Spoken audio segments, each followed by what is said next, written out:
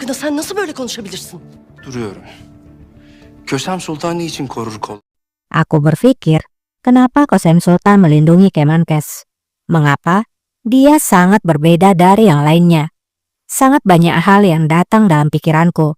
Tapi yang satu ini, tampaknya mereka memiliki hubungan.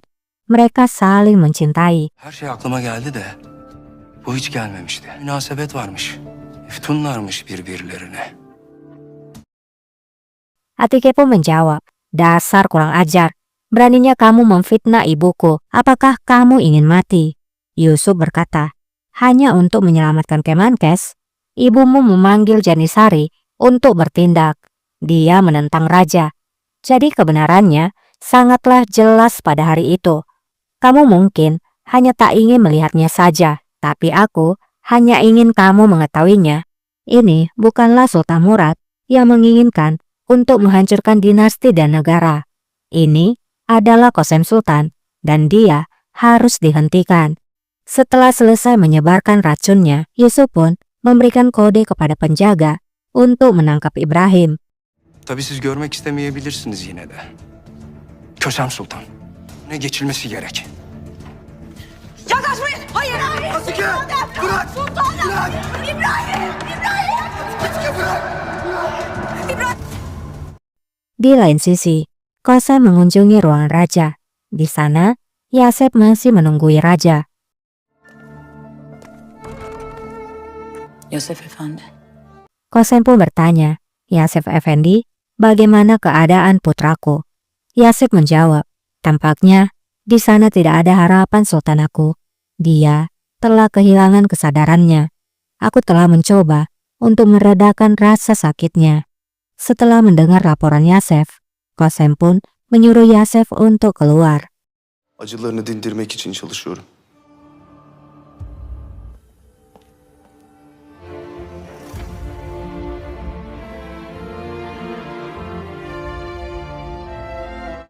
Kembali lagi kepada Ibrahim.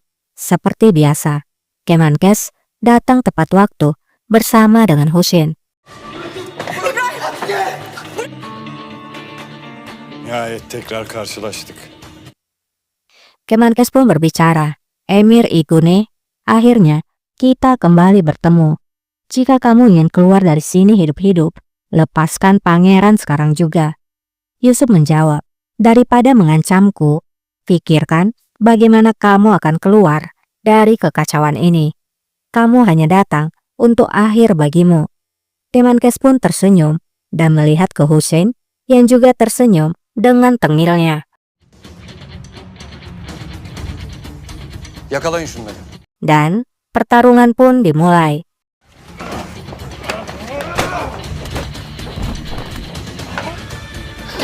İbrahim buradayım. Atike pun menenangkan Ibrahim dengan berkata, Ibrahim, aku di sini. Semuanya sudah berakhir. Ternyata pasukan Yusuf dengan mudah dikalahkan. Dari matanya, Yusuf nampak agak khawatir.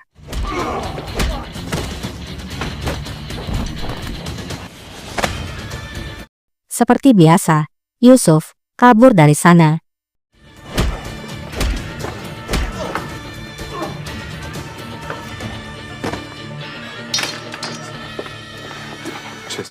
Setelah semua pasukan dibabat habis, Hussein pun mendekati pangeran dan bertanya, Pangeranku, apakah kamu baik-baik saja? Kamu bisa kembali ke ruanganmu, karena kami akan mengawasimu. Namun Melek menjawab, tidak, mereka sudah tahu keberadaan pangeran. Mereka akan datang lagi. Kemenkes pun menjawab, itu tidak mungkin. Tentara, pejabat, dan ulama, mereka semua ada di sisi kita, dan juga Harim. Kosem Sultan telah mengambil kendali.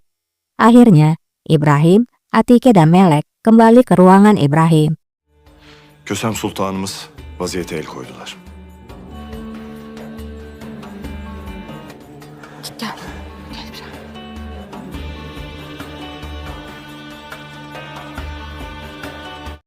Hussein dan Kemenkes pun berjaga di pintu.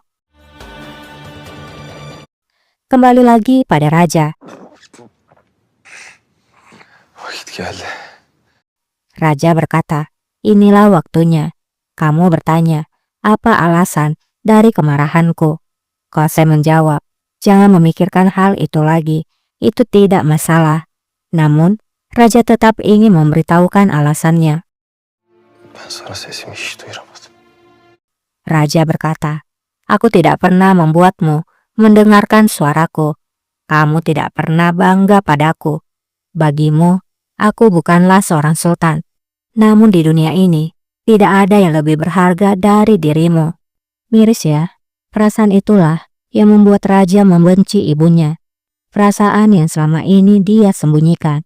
Seandainya saja antara ibu dan anak saling berkomunikasi dari hati ke hati, pastilah masalah dan kehancuran bisa terhindar. Padişah olamadım. Senden daha kıymetli biri yoktu benim için. Kosempo menjawab, mungkin aku gagal menunjukkannya padamu, tapi aku selalu bangga padamu. Kata-kata yang kamu katakan karena marah tidak berarti apa-apa. Kamu adalah seorang sultan bagiku, bukan hanya bagiku, tapi bagi seluruh dunia. Meskipun usiamu masih muda, semua orang, bahkan diriku, kamu membuat semua orang berlutut di hadapanmu. Kamu melakukan apapun yang tak seorang pun bisa melakukannya. Kamu memberikan neraka pada pemberontak. Kamu meredam kerusuhan. Kamu memulai era penaklukan lagi. Kamu menaklukkan Revan. Kamu menaklukkan Baghdad. Perbendaharaan melimpah. Terima kasih untukmu, putraku. Tenanglah, jangan khawatir. Kamu meninggalkan dinasti yang kuat dan kaya. Selama dunia berputar, rakyatmu akan berdoa untukmu. Öfkeyle söylenmiş sözlerin bir kıymeti yok. Yalnız benim gözümde değil, tüm cihanın gözünde. Kimsenin yapamadığını yaptın sen. Devrini tekrar başlattın. Oğlum, için rahat olsun. Kita pun flashback saat Raja yang dulu membicarakan bahwa mereka sering pergi ke taman rahasia.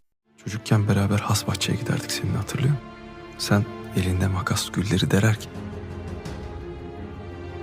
Di mana Raja memperhatikan dengan kagum Kosem yang sedang memetik bunga mawar dengan guntingnya.